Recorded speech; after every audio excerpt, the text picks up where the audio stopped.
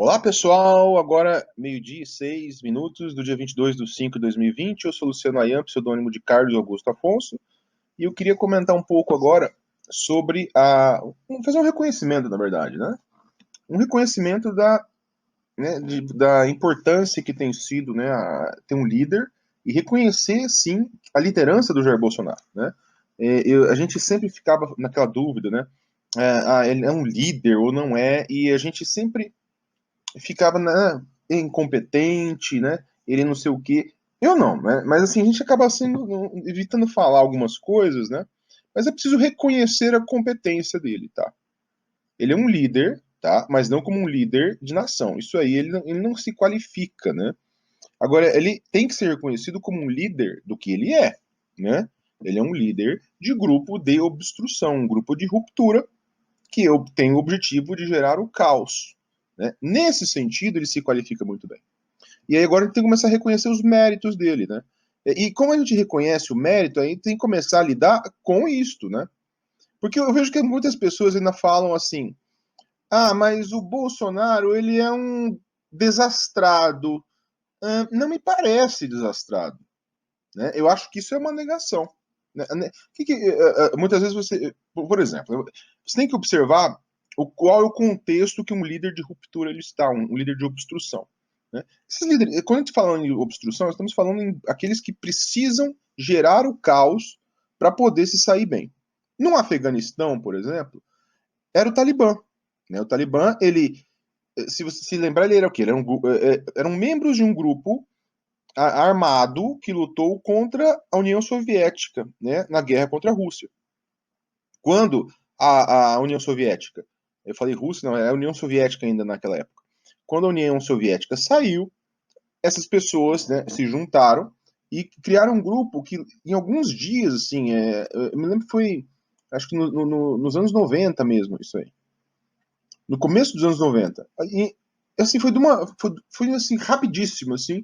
Eles conseguiram juntar 20 mil pessoas num grupo armado. Só que esse grupo armado, ele prometia trazer a lei Sharia, mas na verdade era um grupo de ruptura mesmo. Então ele era para causar o caos. Então eles dominaram o território e fizeram assassinatos em massa, genocídio, estupros. Se você quisesse esperar que eles fizessem uma gestão, por favor. Então você não olhou para aquilo que estava acontecendo. Então você precisa identificar o seu líder de obstrução. O que é o nível de obstrução que ele quer? O nível do Talibã é um nível máximo, né? Para que uma pessoa possa fazer isto, né, que no país ele tem que primeiro converter o país num estado fracassado, né? Então ele destruir todos assim, os serviços públicos, mas destruir, pega esse clima de raiva e aí coloca o pessoal com armas e sai matando quantos você conseguir. Não estamos nesse contexto, tá? Quando eu falo que ele é um líder de obstrução estilo Talibã, né, não é, eu estou dizendo que ele é violento como o Talibã, está disposto a sair matando ou pessoas saírem matando. Mas a lógica é causar caos, causar danos e colapsar o sistema para que as pessoas de baixo nível consigam, então, subir. E isso, como é que foi isso possível, gente? Como é que ele conseguiu, então, hoje, ser o único líder de nação que ele pode agir como um líder de ruptura, mas assim, uma ruptura sem uma direção muito clara, que pode nos levar até uma guerra civil? Como que ele, hoje, ele não precisa se preocupar nem com a pandemia de Covid, mas ele pode orgulhosamente fazer piada sobre isso? Como ele chegou nesta posição que ele pode fazer isso? Para fazer isto, por exemplo, se vangloriar de mortos, um talibã podia, né, a liderança do talibã podia fazer isso. Então é um chão que você leva, não é qualquer um que tem essa condição. Você se tornar um líder de ruptura, de pura obstrução. Mas não é uma obstrução assim, é uma pauta específica. É em tudo que você for possível, você vai criando, né, obstrução. Para impedir que as pessoas civilizadas participem de um processo, né, democrático e então você imploda as instituições. Como é que você chega nisso? Então ele contou com primeiro uma direita democrática que nós temos aqui, que é uma assim é uma vergonha. uma aberração política, né? Então, desde 2014, nós temos uma direita democrática que aceita linchamentos nas redes sociais e nunca foi reagindo. Foi reagir agora. Mas aí agora é tarde demais, né? Já, assim, estão esvaziados politicamente e assistiram até pessoas como Weintraub assumirem ministérios. Agora vocês estão vendo a Secretaria da Cultura. E a gente viu pessoas aventando o nome de Ítalo Marcilli. Gente, então um líder desses grupos de ruptura se associou a olavistas, tirou a dignidade de todas as pessoas que estavam no setor democrático. É isso que aconteceu, vocês sabem que foi isso, né? E este pessoal, eles notaram que este pessoal da direita democrática não tinha consciência política e não tinha pensamento crítico suficiente para reagir. Então, o pessoal da extrema-direita, mas dessa extrema-direita realmente sectária de obstrução, eles ainda não têm ainda coragem de fazer como um Talibã fez, mas é só de obstrução, eles encontraram terreno, então eles têm que avançar. Então é por isto que ele não apresentou um plano. Então ele sabia o timing. Olha só como que o Bolsonaro jogou bem. Ele viu o timing para não apresentar o plano, ficou fazendo o jogo de dissonância, os governadores não cobraram o preço por ele não ter apresentado um plano, e ele ficou, então, impulsionando o caos. Então agora nós estamos aí, uma tragédia de Covid, né? Vai ser maior, obviamente vai ser maior, e é preciso agora, o que esse tipo de líder precisa fazer? Aproveitar-se do caos. E aí esperar as pessoas ficarem confusas, ficarem assim desesperadas e avaliar a força que ele tem para impulsionar então mais caos e mais ruptura, e o que pode inclusive levar a uma guerra civil, mas levar a uma tentativa de autocracia. Gente, qualquer coisa, o que importa é a obstrução, né? É um governo então de caos. Então, nesse sentido, ele tem sido muito competente e é uma pena, aí sim, é uma pena, né, que muitas pessoas ainda do setor democrático ainda dizem, falam assim, ah, ele é um desastrado. Gente, vocês não vão aguentar. Aí vocês vão ter que ser esmagados, né? Aí tem que fazer mesmo, aí é esperar, né, a lógica das vítimas de um Talibã, né? Até onde aguenta. Porque às vezes você vai chegar num ponto que até as próprias pessoas que hoje estão passando o pano assim, não passando o pano propositalmente, mas usando esse discurso paternalista dizendo, ah, ele não sabe o que faz, ah, ele é um tontinho. Gente, assim, uma hora vocês não vão aguentar mais também, né? Existe um limite para a perda da dignidade. Então a gente tá vendo humilhação, né? É um governo, ele só sabe fazer humilhação das pessoas. Assim como um Talibã teria que fazer, humilhar. Né? Por que você acha que esses grupos aí são fundamentalistas islâmicos, né? E estupravam mulheres em público? O Talibã fazia isso. Por que eles faziam? Para tirar a dignidade das pessoas, gente. Por que eles não, eu tô dizendo, não tem coragem de fazer o que o Talibã faz? Mas é a mesma lógica. É só obstruir. É só evitar a qualquer possibilidade de discurso civilizado, de relações civilizadas. Então, nesse sentido, ninguém interrompeu, né? E uma coisa muito grave, uma coisa que fica assim para a direita democrática.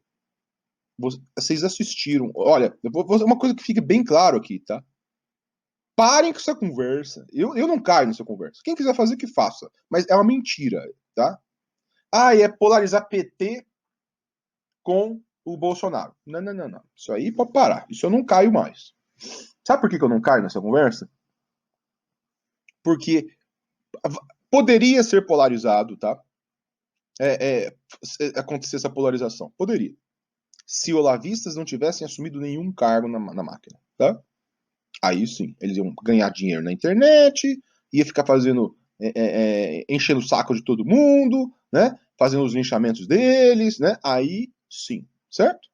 Agora, quando você coloca uma seita destrutiva em cargos, aí já não é mais, já saiu da categoria da ação política. E por que eu digo isto, gente?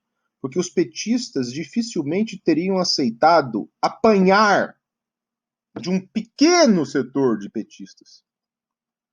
Assim, é essa a diferença. Porque eles iam falar, não é para ter essa zona aqui.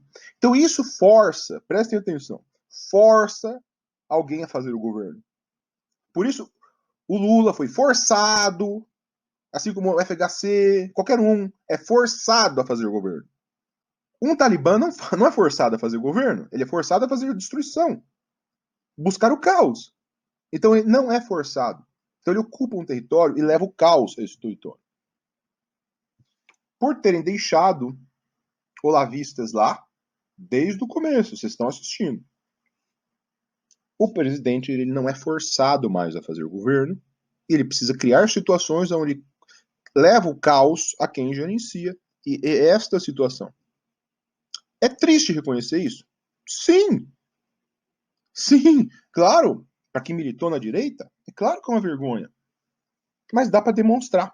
Você coloca na fórmula. Eu coloco na fórmula de dinâmica social e meço. Dá para você avaliar o nível de falso elitismo dessas pessoas que se submetem ao líder, a taxa de dependência que as pessoas têm desse líder, o nível de extremismo e o nível de comportamento antissocial. Então a gente está vendo só o quê?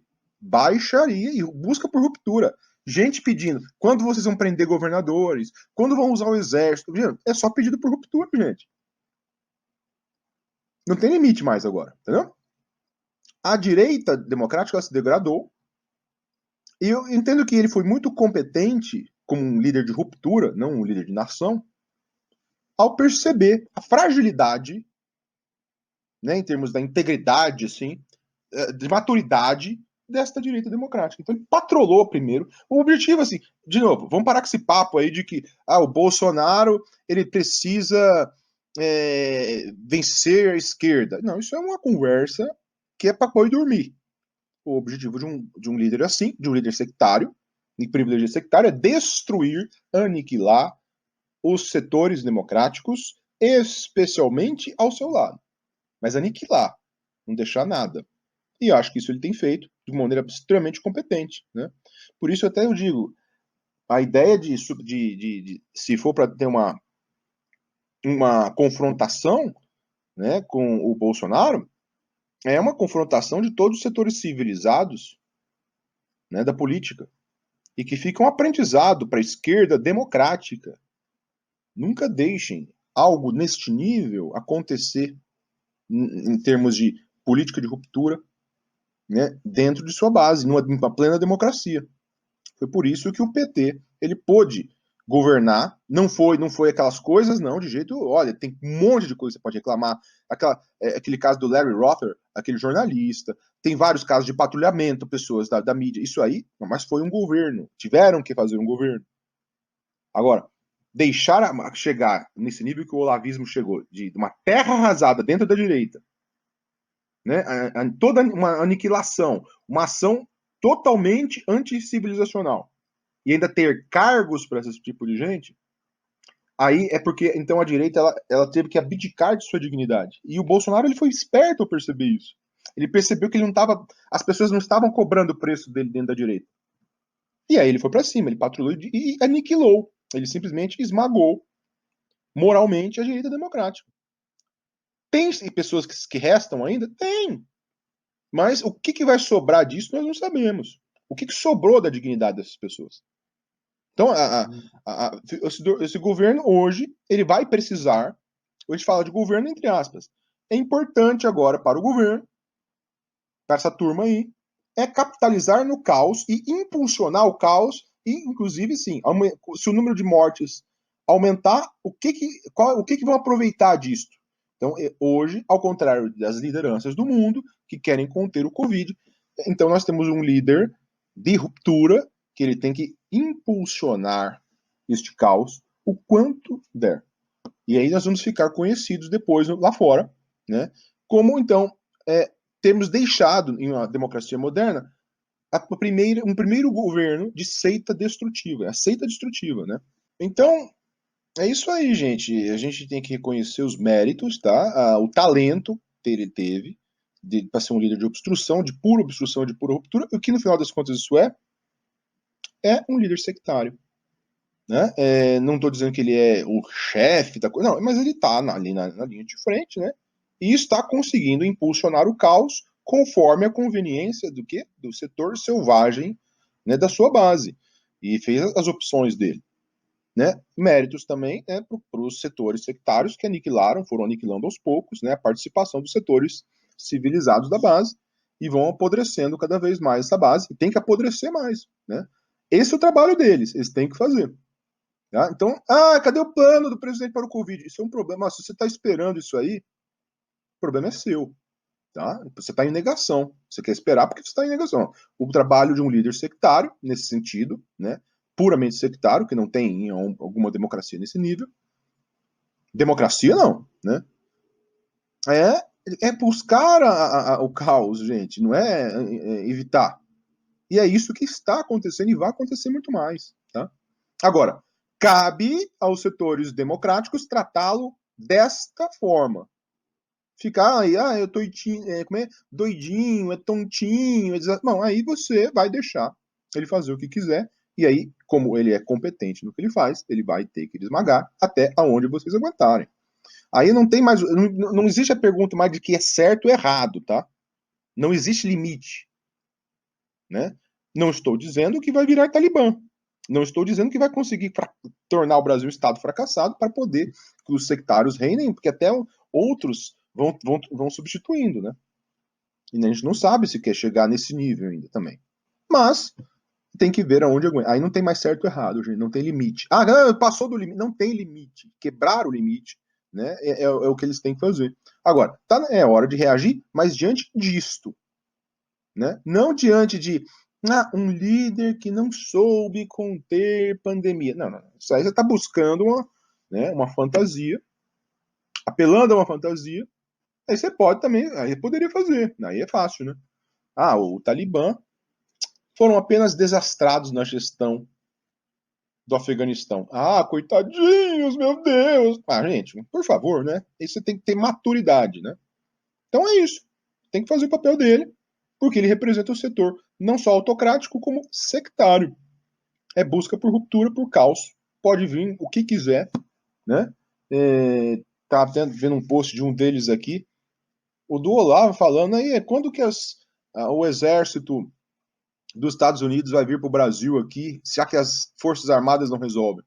Isso aqui é convocação de uma tropa de outro país. Tá podendo fazer. O que ele vai acontecer? A direita democrática impede, reage a isso, força esse presidente a tirar esses olavistas de mim? Não, fica quieto. Então, tem que pisar mesmo, né?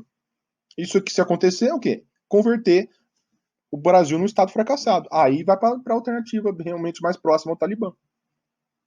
Então é isso, gente. Não tem o que esperar mais, tá? Então, competência, tá? Tá reconhecida a competência, viu, Bolsonaro? Eu tenho que reconhecer o trabalho feito. Destruiu. A direita brasileira acabou. Né? Não tem mais. Já era, né? As alternativas eu vejo para o futuro aí vão ter que vir pelo centro, pela centro-esquerda, né? Mas aniquilou como uma proposta, algo a ser defensável. Agora é pura pulsão de morte, né? É ver o quanto consegue destruir e depois de um nível de destruição amplia e vai ampliando e pulsionando, sempre assim. Vai sempre na busca de ruptura. Nada mais, né? Não há mais o que esperar. Então é isso, gente. Sem ilusão, tá? Tá reconhecido aqui o mérito, tá? Líder sectário, nosso Jim Jones brasileiro, né? Que tem muitos padrões aí que lembram também a cientologia, né? Tem essas lideranças aí influenciadores aí que usam muitos frames aí do Lyndon LaRouche, né? E vamos ver se um dia chega no nível dos majestosos, né? Que são o quê? Talibã, né? Talvez não chegue, né? Isso, mas depende do quê? Dos setores civilizados reagirem. O papel dele, né, de levar esse tipo de ação para frente, está fazendo. Agora vamos ver os outros que fazem parte deles. Certo, gente? Valeu, um abraço.